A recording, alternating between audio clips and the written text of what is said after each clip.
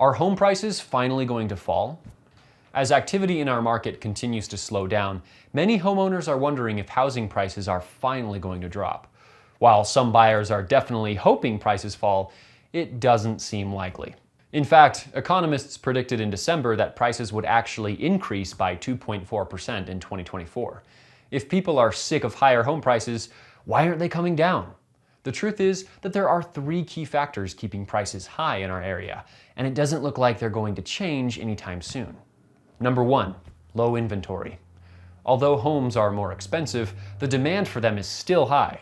Higher interest rates have also caused home sellers to stay in their homes longer, and our typical seasonal surge of inventory just isn't happening right now. Low supply is good news for homeowners because it will keep your property values up.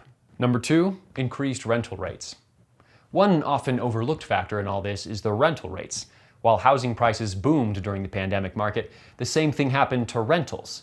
The average rental in the US is actually 30% higher than it was before the pandemic boom. As rental rates increase with inflation, locking in your monthly payment and owning a home becomes more attractive. Number three, there aren't enough new homes.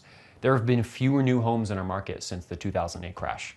Essentially, builders were extremely cautious about building too many new homes and flooding the market like what happened during the last crash.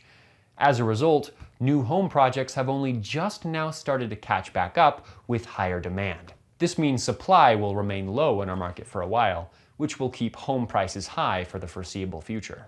If you have any questions about how much your home is worth, call or email me. I'm always happy to help.